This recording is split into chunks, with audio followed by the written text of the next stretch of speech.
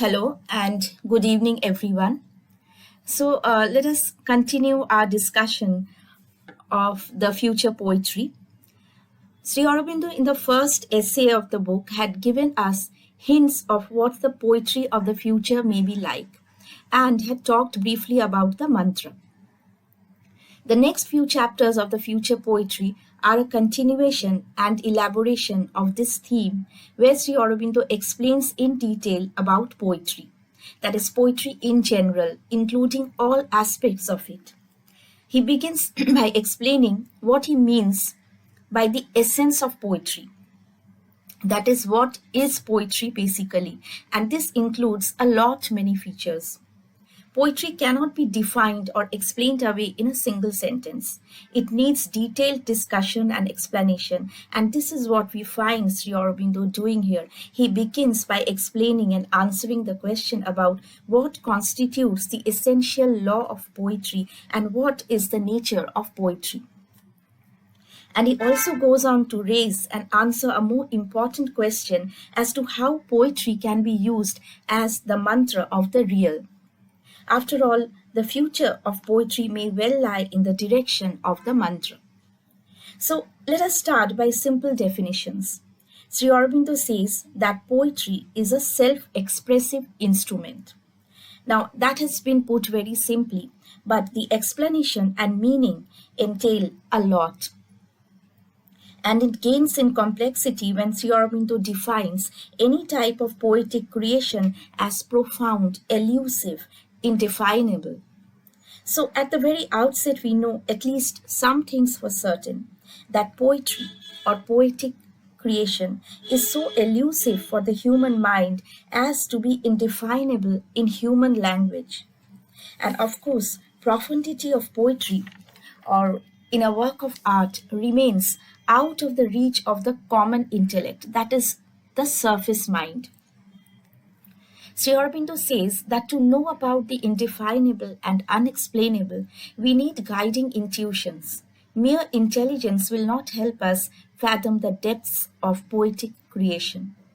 And he proceeds to explain poetic art by pointing out its differences from other types of literary creativity, that is mainly prose and verse. In the beginning, we know that every verse or any verse is not poetry. So, before we follow Sri Aurobindo in drawing the distinction between prose and poetry, let us see what the common man thinks of poetry or how the critics assess the merits and values of a poetic composition and how common errors creep in. Sri Aurobindo says that most people consider poetry only as an aesthetic pleasure of the imagination and take it up as a sort of elevated pastime. Based on these superficialities, they judge poetic art without really entering into its spirit. And that's a gross misjudgment. For if poetry is no more than a pastime or a means of affording entertainment, then there's no use seeking any inner and deeper aim of poetry. No point in seeking for its deeper meaning, no point in seeking for its spirit. We do expect and get pleasure from poetry, but we get as much from any other form of art. Anything that is beautiful gives us pleasure. That is, painting, sculpture, song, music, all afford us pleasure and delight. But in poetry, pleasure is only the first element, according to Sri Aurobindo. And he says this element of pleasure has to be raised beyond its level. We cannot remain stuck with the pleasure principle. Heightened and raised beyond its level, it becomes the support for something greater. Otherwise, poetry cannot lead to heights of the mantra. And that is Sri Aurobindo's aim. In fact, all his views move towards the philosophy of the mantra. The other error in matters of poetry is that of the critic or the intellectually conscious artist, as Sri Aurobindo frames this, who thinks of poetry as the practice of a technique only. Now, technique is important, no doubt, but less important than the rhythmic word. And Sri Aurobindo's stress is always on this rhythmic word. Now, rhyme and meter and rhythm may be part of the technique, but the rhythmic word is different from and greater than all these. It has greater possibilities.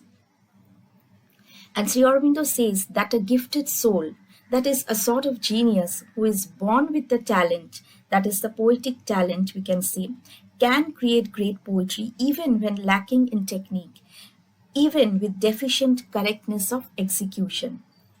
For that matter, poetry determines its own form. As discussed earlier, it is, as Sri Aurobindo said, self expressive.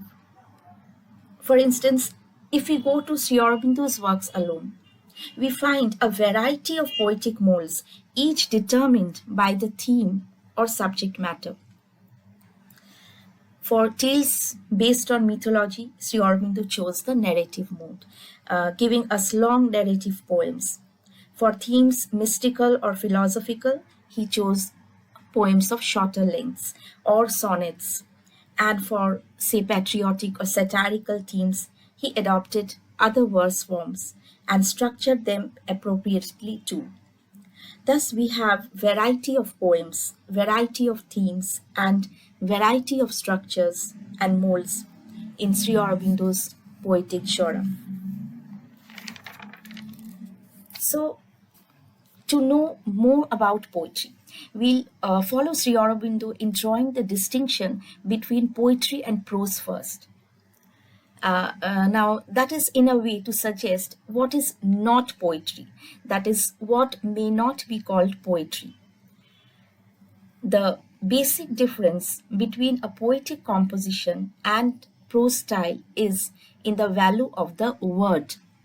Okay, so no, there's nothing queer or absurd about it, as words get their value and meaning from the use of and the context they are placed in. In Prozac writing, the value of the word revolves around its intellectual meaning. When we read a prose work, say an essay or a novel or story or any expository article, we generally expect to be informed and maybe pleased to a certain extent.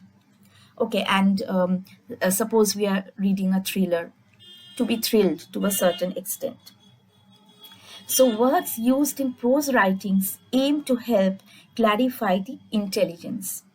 Of course, they are more subtle than and chosen more accurately than those in use in ordinary speech, but these do not serve the high aim of poetry. As Sri Aurobindo says, the first aim of prose writers is adequacy of speech. It should be clear and agreeable. To go beyond this, the writers do take recourse to various tools of language, rhetoric, imagery, etc. And this sometimes lends the work a greater forcefulness and effectiveness. And this is just about the aim of the prose writer. If one needs to go beyond this limit, he employs a more emphatic rhythm to his words, which may stimulate the reader's emotion and give the impression of a more vivid aesthetic sense. Even the use of images and symbols in prose are for a different purpose than their use in poetry. Images in the hands of a prose writer become and remain more as ornaments, decorating and beautifying the Prozac language, and emphasize the intellectual appeal. But the poet's use of images is to express through them his soul's experience, his visions, and these images give life to the poet's innermost thoughts. Prose aims for adequacy, effectivity, intellectual illuminativeness, aesthetic satisfaction, and these are exactly Sri Aurobindo's words I'm quoting. Intelligence, reason, and taste, he says, these are the supreme gods of the prose stylist. But for the poet, these powers of the intelligence are only minor deities. So we see how Sri Aurobindo draws a great difference between prose and poetry. The aim of prose is to define an object or a feeling, to present facts, and that too with cleverness, power, and richness. And the hearer and judge of a prose work is always the intelligence. The aim of poetry and the appeal of poetry is to the imaginative vision and not merely the intelligence. The poet presents his material in such a way as to make it living to the reader's mind. We respond with our emotions to the soul vision that is the aim of the poet to express, to his world vision. Now, look at this example from one of Sri Aurobindo's poems, where he writes, "Someone broods there, nameless and bodiless, conscious and lonely, deathless and infinite, and soul, in a still, eternal rapture, gathers all things to his heart forever."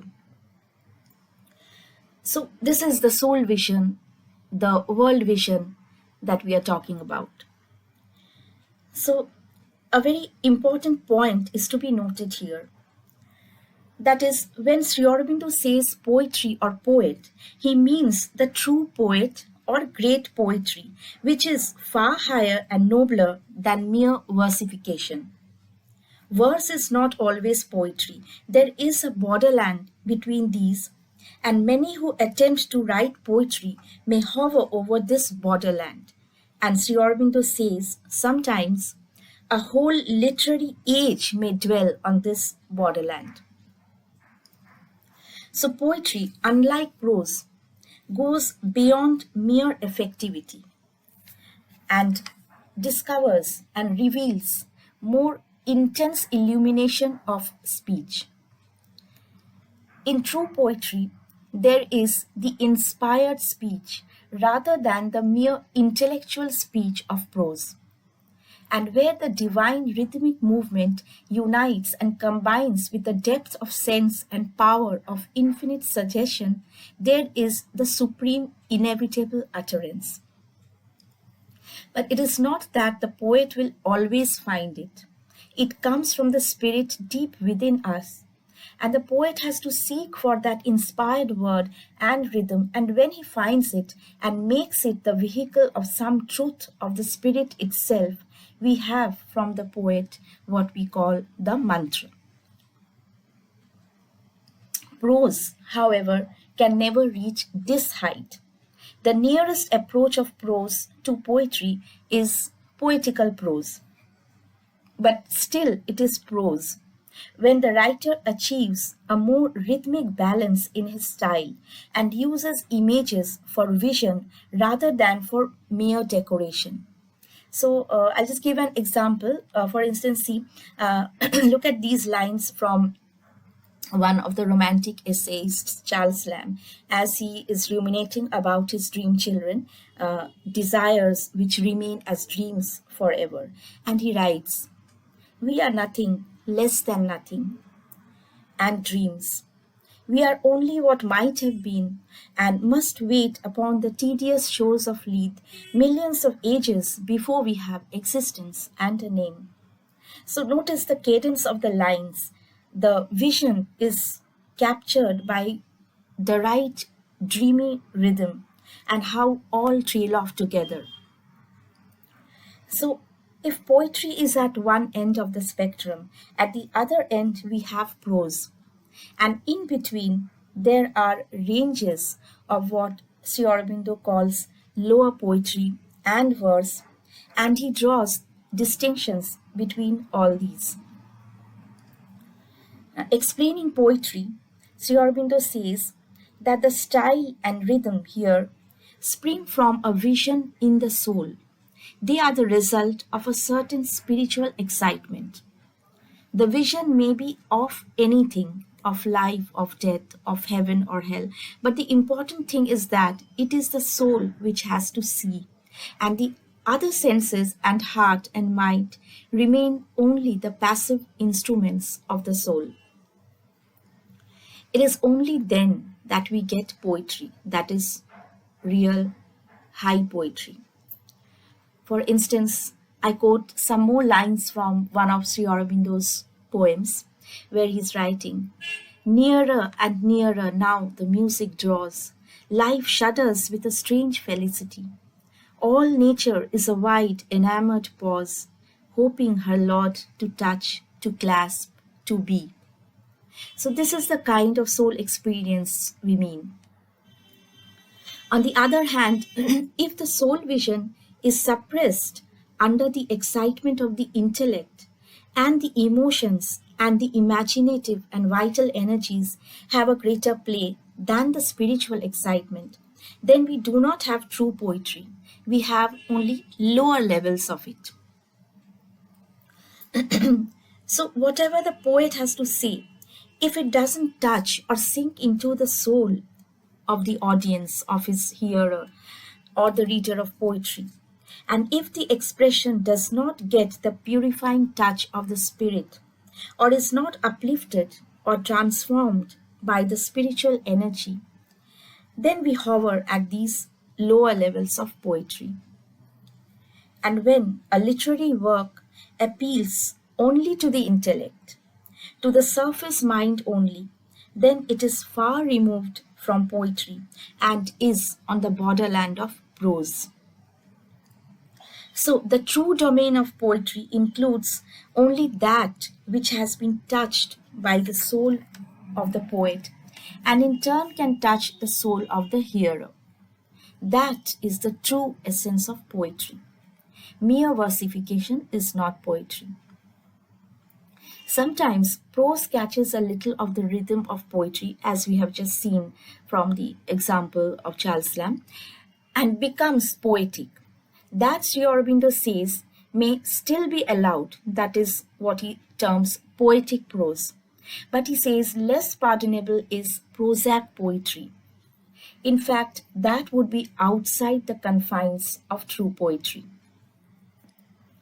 Now, great poetic creations take shape when the poet is seized by a certain delight, the anand of creation, and possessed by a superior power above the ordinary mind, which can transform the objects and emotions into a form of beauty. In a letter, Sri Aurobindo had written about the three elements in the production of poetry. There is first the source of inspiration, then the vital force of creative beauty, and then the transmitting outer consciousness of the poet, which is also very important. But this outer consciousness must remain entirely passive. What is of importance is that the original source, which must be high, of course, and the inspiration thereof should find a pure, unalloyed, and undiminished representation to create genuine or perfect poetry. That is, the original inspiration should flow uninterrupted. That is, great poetry, in other words, is a pure transcript rather than a labored effort of the mind. So now again I've chosen a few lines from Sri Aurobindo's poem called Transformation as an explanation and example of this, that is what we are talking of as pure transcript. And I'll read a few lines. Sri Aurobindo writes, "My soul unhorizoned widens to measureless sight. My body is God's happy living tool. My spirit a vast sun of deathless light." And about these lines, Sri Aurobindo himself had written, and I quote, "I simply remained silent and allowed the lines to come down, shaped or shaping themselves on the way. I don't know that I know anything else about it." Unquote. So, this is what we call a direct transmission. And the true poet transcribes as he receives. Of course, there are many more such lines to be found in Sri Aurobindo's poetry. So, the transmitting consciousness is only a medium, a channel only of reproducing the substance originating in the source of the highest inspiration. Sri Aurobindo says everything must come down ready made. The substance, the rhythm, words, direct from the plane of poetic creation. And they have to be transmitted unchanged and unfiltered to give birth to true poetry. But as the poet is the channel for outer transmission, as he is the receptacle of this inspiration, he does feel the joy of the creation. It is the joy of Avesh, as Sri Aurobindo says, the enthusiasmus produced by the excitement, the elation of the inrush of the inspiration, and the passage of the mind through which it travels. So, we may ask a relevant question here. Is the personality of the poet, that is the one who expresses the substance, is that lost in the creation? Now, many theorists would say yes. For instance, take T.S. Eliot's literary theory, which segregates the two personas, poet the man and poet the artist. And we have the impersonal theory of art, where the personality of the creator gradually gets lost in the creation. Other poets talk of the mill of the mind concept, where the mind fashions and molds the experiences into a work of art. And we have many more theories on this. But Sri Aurobindo's theory lays more stress on the spiritual aspect of poetic creation. Sri Aurobindo tells us that as the true creator of poetry is the soul, so the true hearer of poetry is also the soul. The outer ear is only a channel, and so is the imagination or even the intelligence. He says, and I quote, "The more directly the word reaches and sinks deep into the soul, the greater the poetry." Unquote. And in creating poetry, so to speak, out of of the soul, the joy, the delight, the anand that the poet experiences is akin to the delight the creator feels in his creations. It is a spiritual joy, a divine delight, and the recipient of this creative poetic delight is another kindred soul who is ready to receive it. That is, we can say, that is, the unprepared soul cannot understand, cannot partake of this poetic delight, which is a great formative and illuminative power. And this is the function of poetry, the task, the basic task of the poet, to raise and elevate us and transform and transmute our emotions into a deeper delight of the soul. But one must be prepared to receive it, must be a fit recipient of poetic delight. So we see poetry is not just entertainment, it has a greater task to perform. Now, the question is, how does the poet set about this great task? What are his aids? When he has the inspiration and the vision, how is he to transcribe it and pour out the delight of his soul? Sri Aurobindo says, words are the first elements of the heightening and intensity related to poetic speech. Now, there's a difference between the words used as part of ordinary language, which we employ for daily speech, and those we use for poetic speech. Our common everyday dialogues are for communication mainly. Practical communication, that's the utility of words for us. So these words become conventional signs conveying and denoting ideas.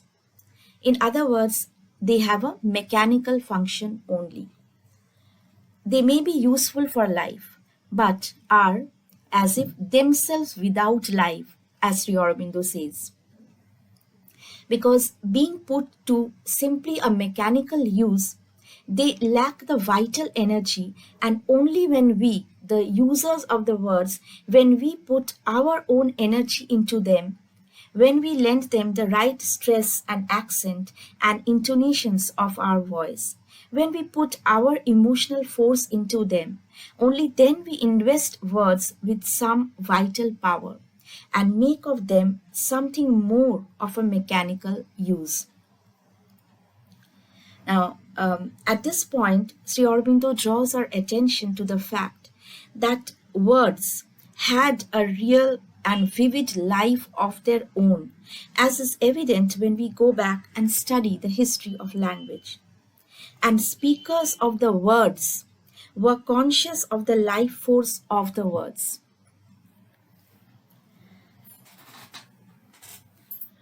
The history of language shows that language, when separated from its first primary function, developed more as a socio-cultural phenomenon.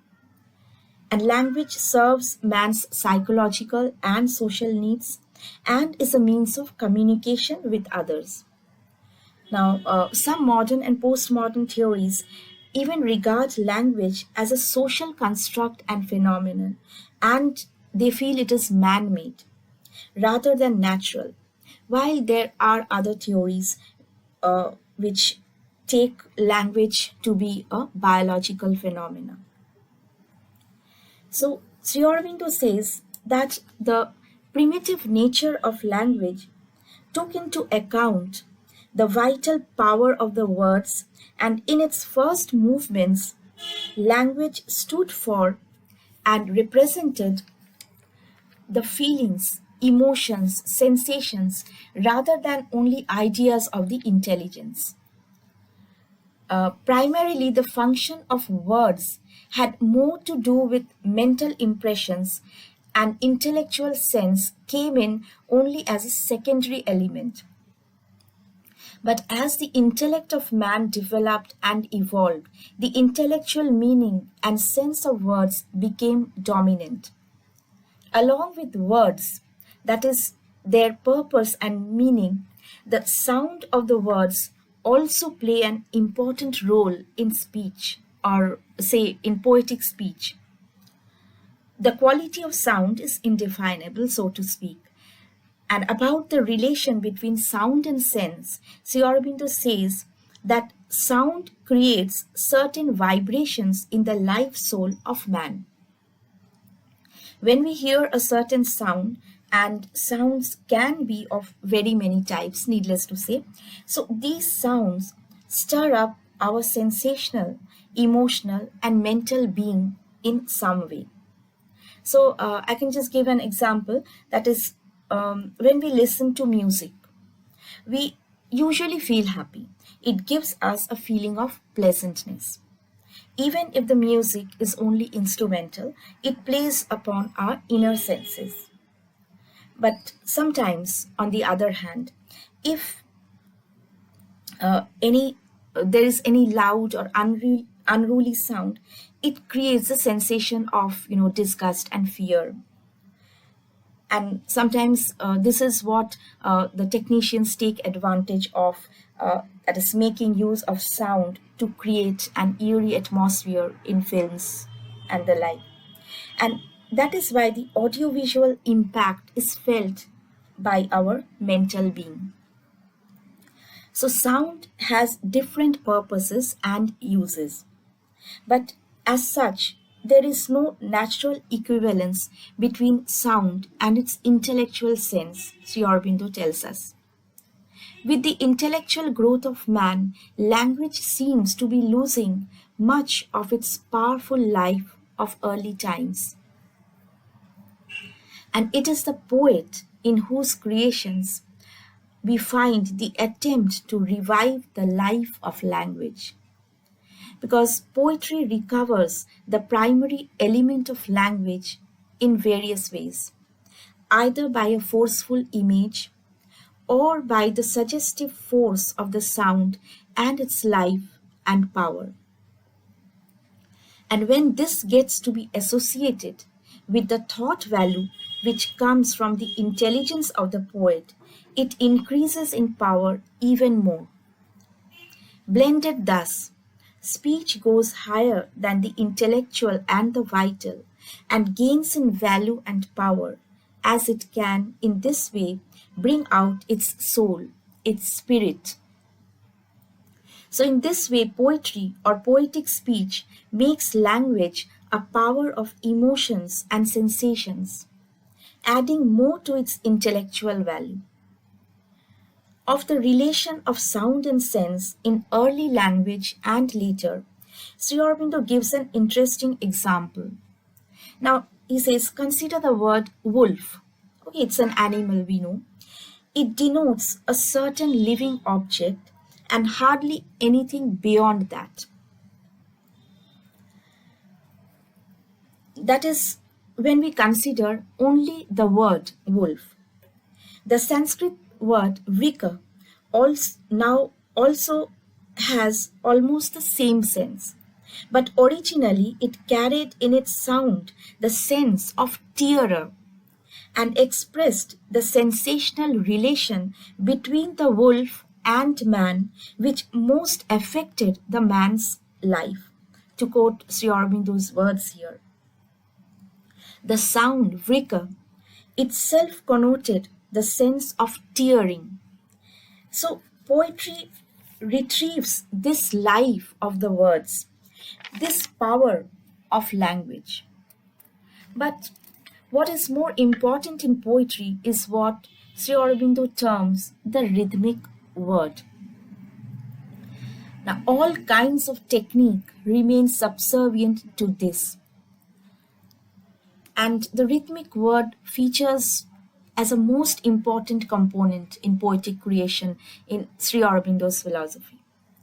The rhythmic word, which contributes largely to the essence of poetry, has many possibilities. One essential characteristic of the rhythmic word is that it is different from and goes much beyond the mechanically constructed language. It has a subtly sensible element, Sri Aurobindo says. It has its own sound value and also thought value. But the most important feature is its spiritual power, the soul value it acquires by the blending of the sound and sense, or even when sound and sense individually contribute to its higher power. According to Sri Aurobindo, the rhythmic word is the highest form of speech. For whatever the poet wants to express, his self vision or soul vision or world vision, the deepest experience, the innermost emotions, are often projected and voiced through the rhythmic word and in rhythmic forms.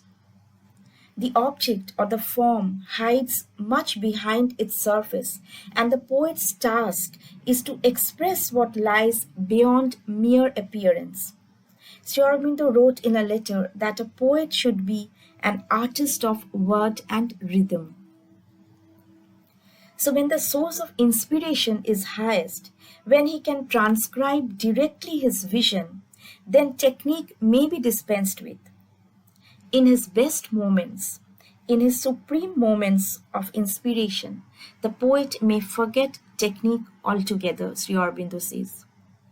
But technique is there, the style is there, and the perfection of these are the outcome of the soul vision. They come entirely as a spontaneous form of the poet's soul. And the soul vision is expressed in an inspired rhythm and an innate word, a revealed word. And when it is thus the spontaneous, uninterrupted vision that is transcribed in poetic language, it is the highest speech. So, this supreme poetic utterance is the immortal element in poetry. That is, that little touch of the soul. And Sri Aurobindo says, even a little of it saves the poet from oblivion. So look at these lines from Sri Aurobindo's Savitri, where he says, out of the sorrow and darkness of the world, out of the depths where life and thought are doomed, lonely mounts up to heaven the deathless flame. So, this is rhythmic speech, and there are many more immortal lines from Sri Aurobindo's Savitri, arising from some inner vision of the poet. Innumerable lines like these can be quoted from this great poem. Look at these, where Sri Aurobindo is writing: Heaven in its rapture dreams of perfect earth. Earth in its sorrow dreams of perfect heaven. Or take this hymn from the Rigveda, where the Rishi says, The world was swallowed and concealed in darkness.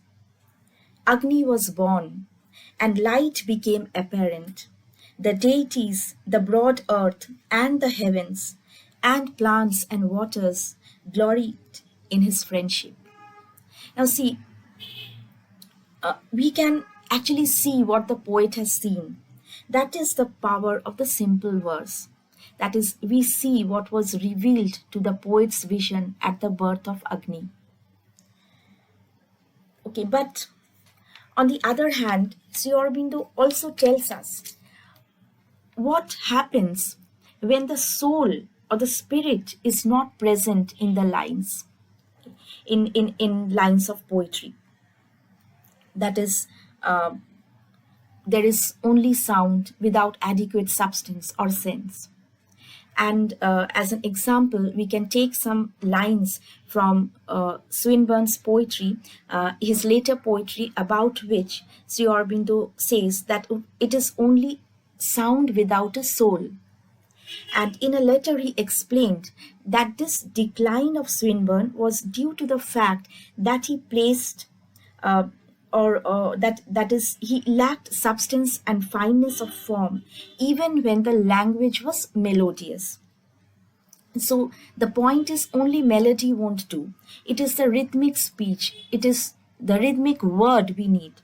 So in fact, Sri Aurobindo said that Swinburne's later poetry is an endless waste of melody. There is so much of melody, but hardly anything else. So look at these lines from one of his later poems, where he's writing, 3 weeks since there was no such rose in being, now my eyes made dim with deep delight. See how fair it is, laugh with love and sing, praise the chance that bids us bless the sight. So it sure is a waste, as Sri Aurobindo says, considering these were penned by Swinburne, one of the most melodious of poets. So inadequate substance takes away much from the beauty of poetry. And this was Swinburne's fault, as he gave preference to sound at the expense of sense. So, and but the lines we have quoted from Savitri, the lines we have quoted from the Rigveda, these are immortal sounds, these are immortal words, and they will echo and re-echo forever. So in a letter, Sri Aurobindo mentions that there are two parts of the self that collaborate in poetic creation. One is the instrumental, the part of the poet's being which lives and feels what is written and identifies with it. The other is the seer creator, the inner being who is not involved in this way, but sees and knows the inner significance of the poetic act. And this seer creator is the one who listens for the word that can express this significance, and then poetry becomes a transcription. So, to consider again what is the essence of poetry, we may say that poetry is not the mere agglomeration of words put in the language of common use. It has infinite meanings, Sri Aurobindo says. There is the finite intellectual meaning of any word, and the ordinary reader may get stuck here. But this is a barrier we have to cross, because poetry goes beyond this finite meaning of the word. It is the expression of the experience and the vision of the poet. Poetry reveals the ideas of the higher and wider soul in man.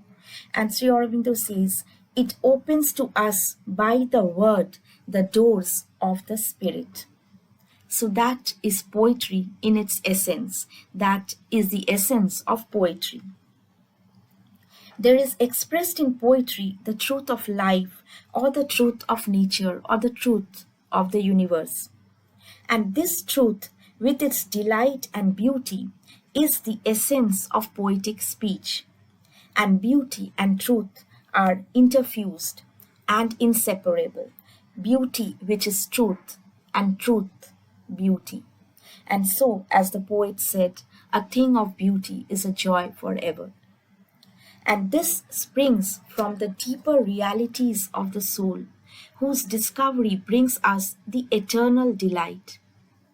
And the poet brings this reality nearer to us through his style and speech. This greater element becomes close and living for the hearer of poetry. And this can be achieved through what Sri Aurobindo terms the higher cadences of poetry.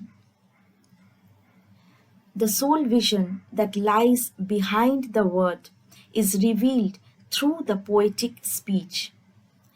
And it is, to quote Sri Aurobindo's words, his immortal words in this context, he says, and I'm quoting, it's a rhythmic voyage of self discovery among the magic islands of form and name in these inner and outer worlds. Unquote.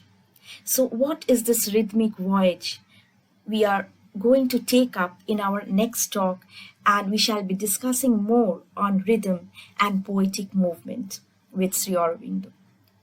Thank you so much.